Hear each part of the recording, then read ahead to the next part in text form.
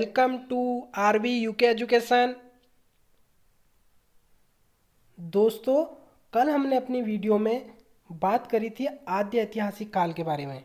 ठीक है, आज हम ऐतिहासिक काल के बारे में बात करेंगे। ऐतिहासिक काल को आपको बताया था कि ऐतिहासिक काल जो है 3 भागों में बटा हुआ है, प्राचीन काल, मध्यकाल और आधुनिक काल। ठीक है, जिसमें से हम आज प्राचीन काल के बारे में बात करेंगे।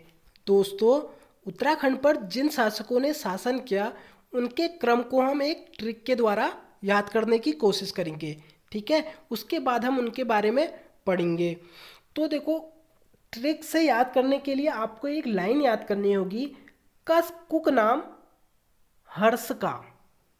ठीक है, तो यहाँ पर इस लाइन में क्या है, कौ से क्या बनता है, कौ से बनता है आपका कुड़िंद वंश या कुड़िंद शासक। ठीक है, इसके बाद कस का सौ, कस का सौ, सौ से बनता है शंख शासक। ठीक है, या शक वंश। इसके बाद कु, कुक का कु, इससे बनता है कुषाण शासक। कौ से बनता है कर्तपुर शासक। अगला ना, ना से बनता है नाग शासक। मौ, मौ से बनता है मौखरी शासक। ठीक है, या मौखरी वंश। इसके बाद आता है हर्ष, हर्ष का पूरा हर्ष है, हर्ष का है हर्ष शासक या हर्ष वंश। ठीक है, इसके बाद आता है आपका का से आता है कार्तिकेय पूर्व राजवंश। ठीक हो गया, तो ये वंश थे, इनका सही क्रम है। इसको याद करने के लिए आपको एक लाइन याद करनी पड़ेगी सबसे पहले, कौन सी, कस कुक नाम हर्ष का। इससे आपको उत्तराखंड पर शासन करने वाले प्राचीन काल के शासकों का सही क्रम याद हो जाएगा। ठीक है, अब यहाँ पर क्या है, आपको एक बात और बता देता हूँ। जो ये कुषाण शासक थे, इनके समय में छोटे से हिस्से में यौधेयों का उल्लेख भी मिलता है। ठीक है, और जब यहाँ पर हर्ष की मृत्यु हो जाती है, यहाँ पर हर्ष की मृत्यु हो जाती है, तो यहाँ पर भी छोटे छोटे कई शासक जो हैं अपना शासन चलाते हैं, पर इनका भी ज़्यादा जिक्र जो है इतिहास में नहीं है। तो अब हम इनके बारे में डिटेल से जानते हैं। हम बात करते हैं उत्तराखंड के प्राचीन काल के बारे में बात कर रहे हैं। देखो, उत्तराखंड का जो अधिकांश भाग था वो क्या था, बीहड़ वीरान जंगलों से भरा हुआ था, बिल्कुल निर्जन था। यहाँ पर कोई भी जो है स्थायी राज्य स्थापित होने के कोई भी संकेत हमें या कोई भी स्पष्ट जानकारी हमें नहीं मिलती है। ठीक है, मगर क्या है कि थोड़े बहुत सिक्कों से, अभिलेखों और ताम्रपत्रों के आधार पर जो है क्या, हम इसके प्राचीन इतिहास को जोड़ा गया है या हमें इसके इतिहास के बारे में बताया गया है इतिहासकारों के द्वारा। ठीक है, तो जिनमें जो है कुड़िंद शासक, ठीक है, सबसे पहले आते हैं कुड़िंद शासक। इसके बारे में हम बात करेंगे। यह जाति जो है उत्तराखंड पर शासन करने वाली प्रथम राजनीतिक शक्ति थी। ठीक है, इसके बाद प्रसिद्ध भूगोलवेत्ता टामली के अनुसार, अब जो टामली थे इन्होंने क्या कहा, कुड़िंदों का जो साम्राज्य था, इन्होंने बताया जो कुड़िंदों का साम्राज्य था वह व्यास गंगा यमुना के उपजाऊ क्षेत्रों के आसपास था।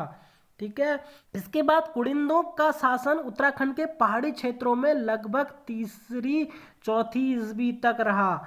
इसके बाद आता है कुड़िंद लोग प्रारंभ में जो थे मौर्यों के अधीन थे। प्रारंभ में, शुरुआत में यह किसके अधीन थे, मौर्यों के। ठीक है, यह हमें कहाँ से मालूम चलता है, जो कालसी नामक स्थान पर एक अशोक शिलालेख मिला था, अशोक द्वारा जो शिलालेख लिखवाया गया था उससे पता चलता है, क्योंकि यहाँ के जो निवासी थे उनको इन्होंने कुलिंद या पुलिंद बोला था। ठीक है, और जो इस क्षेत्र के लिए शब्द प्रयोग किया था अप्रांत, यहाँ से हमें पता चलता है कि यह मौर्यों के अधीन रहे होंगे। इसके बाद जो कुड़िंद वंश था, इसके सबसे शक्तिशाली शासक के रूप में अमोघ भूति को जाना जाता है। ठीक है, ये इंपॉर्टेंट सवाल है, यह बहुत बार क्वेश्चन पेपरों में आया हुआ है कि कुड़िंद वंश का सबसे शक्तिशाली शासक कौन था, अमोघ भूति था। अब आता है इसने जो है अमोघभूति ने जो है रजत एवं कांस्य की मुद्राओं का प्रचलन किया। ठीक है, जिन मुद्राओं पर देवी मृग अंकित थे तथा प्राकृत में क्या लिखा हुआ था, राज्य कुड़िंदिस अमोघभूति महाराजस। ठीक है, यह जो है उन सिक्कों पर अंकित किया हुआ था, यह भी इंपॉर्टेंट है। इसके बाद आता है जो कुड़िलिंद राजवंश के प्रारंभिक राजधानी थी, यह कालकूट हुआ करती थी। कालकूट काल सी रही।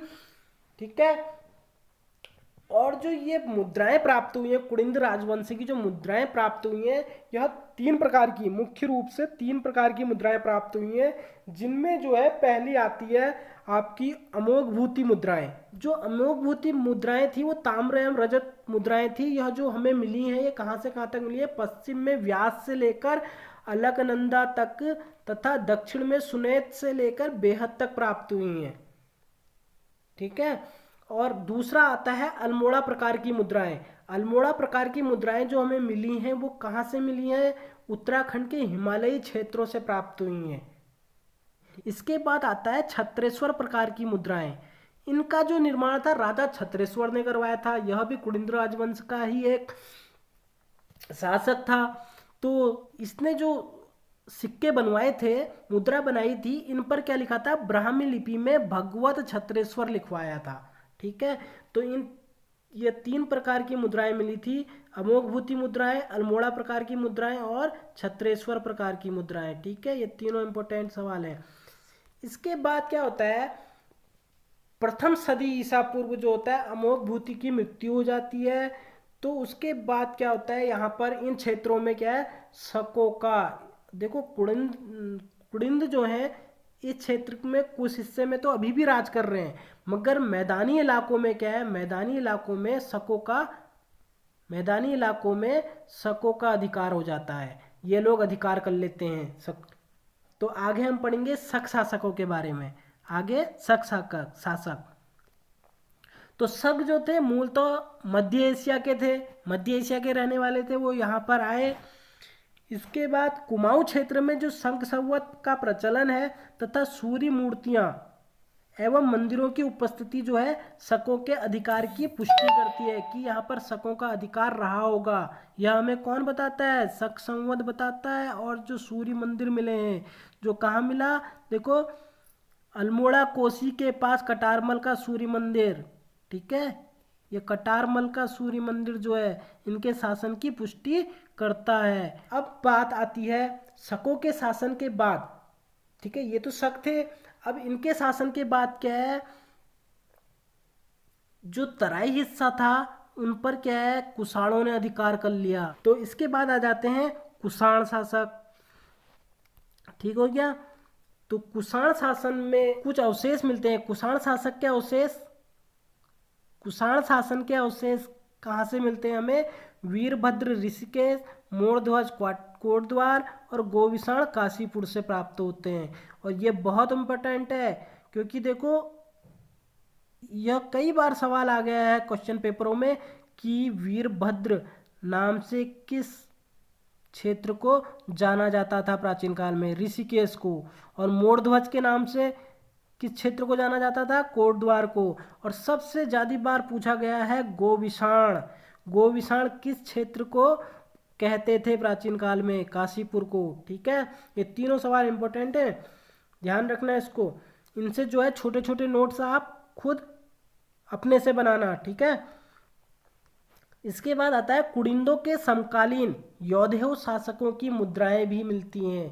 कुड़िंदों के ही समकालीन जो है, इन्हीं के पैरेलल जो है योद्धेय शासक भी कुछ हिस्से में, छोटे छोटे कुछ हिस्सों में जो है आए होंगे, उन्होंने भी अपना शासन स्थापित करा होगा। ऐसा भी हमें उनकी मुद्राओं के द्वारा पता चलता है। ठीक है, तो ये मुद्राएं हमें कहाँ से मिली, जौनसार बाबर देहरादून से तथा कालो डांडा पौड़ी से मिली हैं इनकी मुद्राएं, योद्धेय शासकों की मुद्राएं। ठीक है, जो इनके शासन की पुष्टि करती हैं कि यहाँ पर योद्धेय भी रहे होंगे। और एक प्रमाण और मिलता है, क्या मिलता है, जो कुषाणों को कुचलने में, ठीक है, योद्धेयों ने महत्वपूर्ण भूमिका निभाई। क्वेश्चन बनता है कि कुषाणों को कुचलने में किसने अपनी महत्वपूर्ण भूमिका निभाई, किसने निभाई, योद्धेयों ने। ठीक है, ये छोटे छोटे क्वेश्चन आप खुद से बनाना। इसके बाद क्या होता है, यहीं पर देहरादून में एक बाढ़ वाला जगह है, यहाँ पर एक यज्ञ वेदिका मिली है। ठीक है, क्या मिली है? यज्ञ वेदिका। इसका निर्माण कहते हैं कि सीलवर्मन नामक राजा ने करवाया। ठीक है, तो इस सीलवर्मन को जो है कुछ इतिहासकार क्या मानते हैं? कुनिंद मानते हैं, और कुछ इतिहासकार क्या मानते हैं? यौधेय मानते हैं। ठीक है, इसके बारे में भी स्पष्ट जानकारी नहीं है। आगे देखो, अब हम आगे बात करेंगे कर्तपुर राज्य की।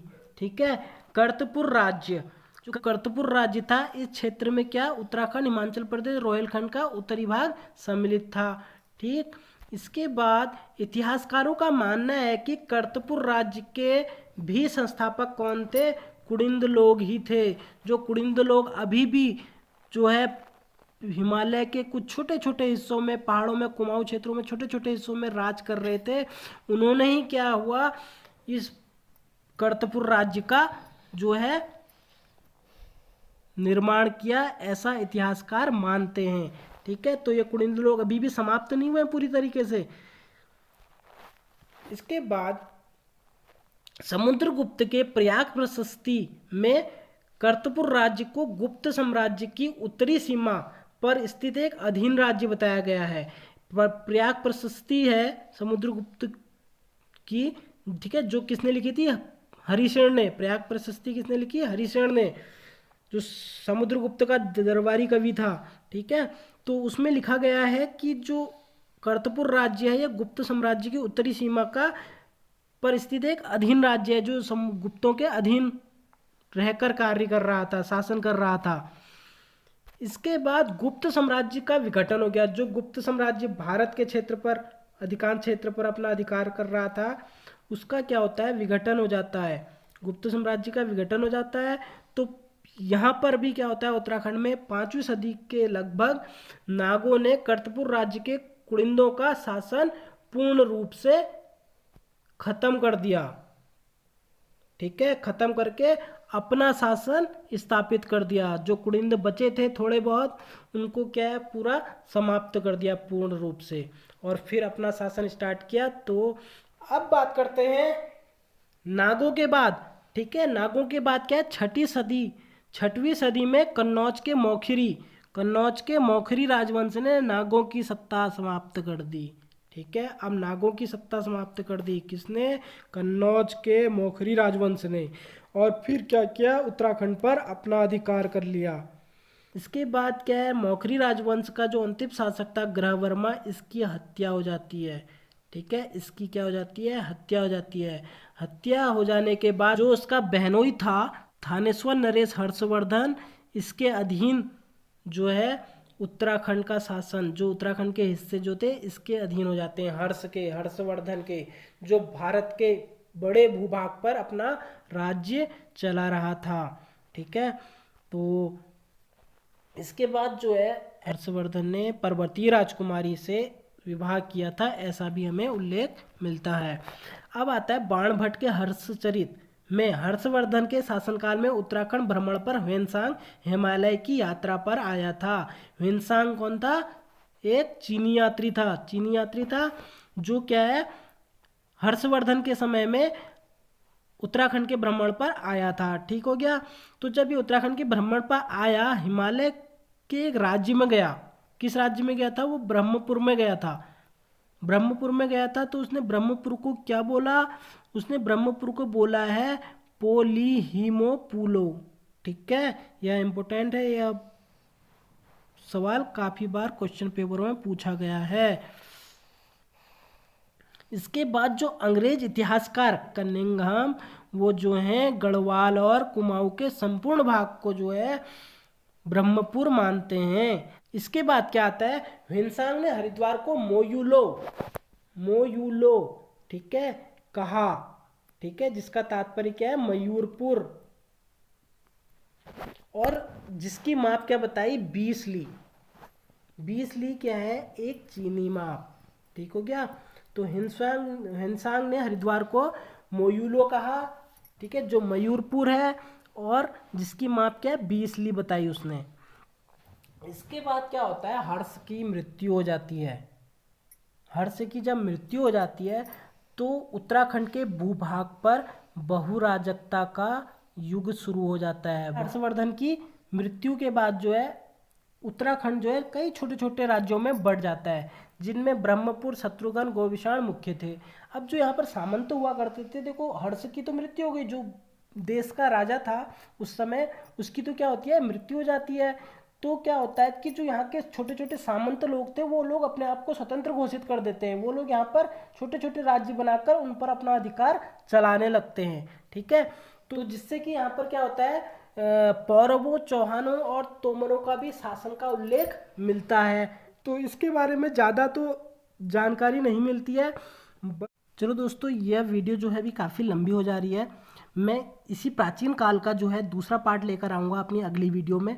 ठीक है, तो अभी इतना ही। Thank you.